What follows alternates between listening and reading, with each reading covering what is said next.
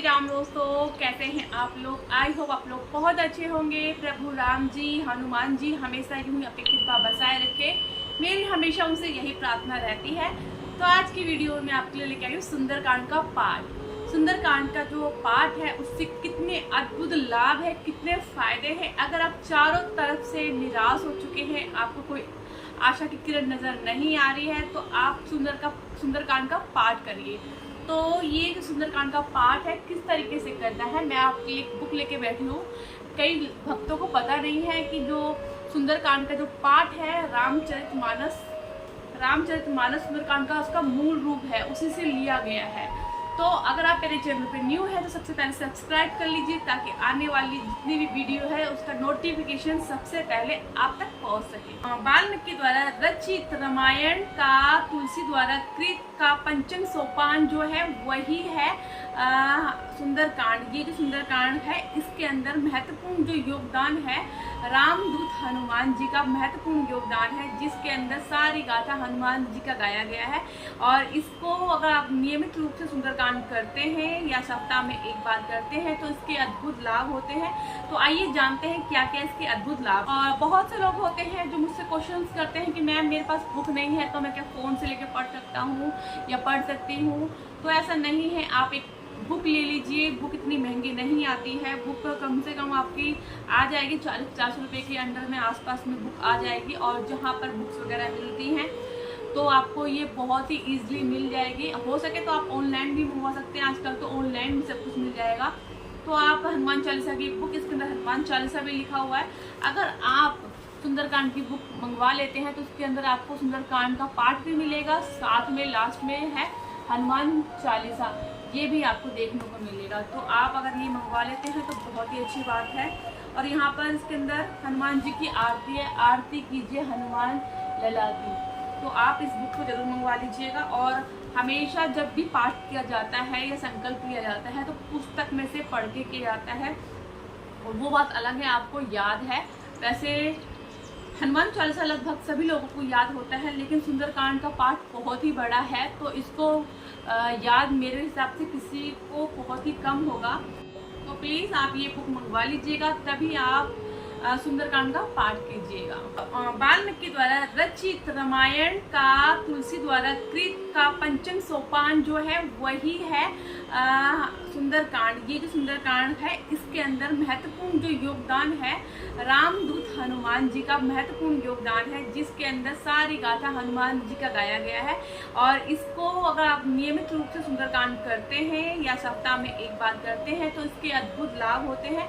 तो आइए जानते हैं क्या क्या इसके अद्भुत लाभ है। नंबर 1, सुंदरकांड सभी मनोकामनाओं को पूर्ण करने वाला माना गया है। अगर आपके घर में कोई भी परेशानी है, कोई भी दिक्कत है, तो अगर आप सुंदरकांड का नियमित रूप से पाठ करते हैं तो वो हमेशा के लिए दूर हो जाएगा। नंबर 2, अगर आपके ऊपर भूत प्रेत की बाधा है, अगर आपको सपने डरावने आते हैं, अकेले रहते हैं तो आपको डर लगता है, तो अगर आप सुंदरकांड का पाठ करते हैं इससे भी आपको बहुत बड़ा लाभ मिलता है।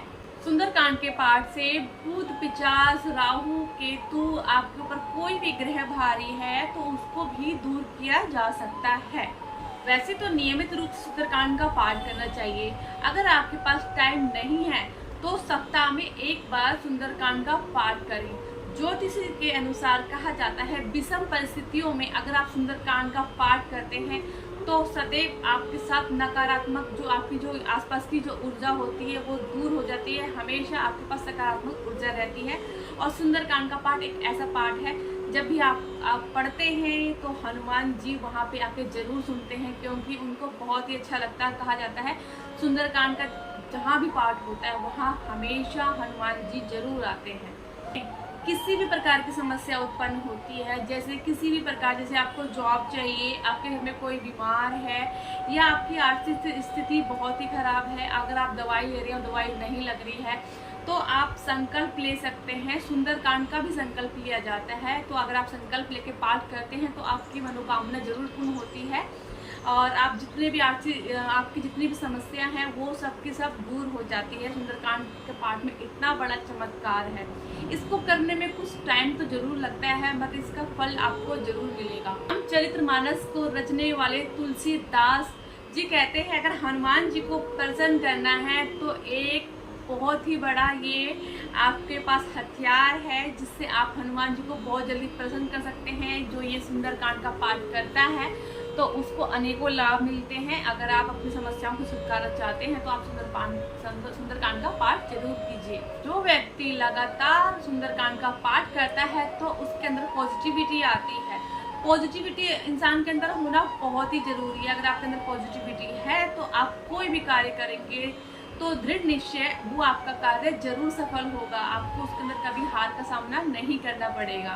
नंबर 8, अगर आपके घर में कलेश रहता है, हस्बैंड वाइफ के बीच में लड़ाई झगड़ा रहता है, बच्चों का मन नहीं लगता पढ़ने के लिए, तो आप सप्ताह में एक बार सुंदरकांड का पाठ जरूर कीजिए। आपके घर में जो भी कलेश वगैरह होते हैं वे दूर होगा और आपके परिवार में खुशियाँ जरूर आएंगी। आप अगर नियमित रूप से अगर सुंदरकांड का पाठ करते हैं तो आपको कर्ज से छुटकारा मिलता है।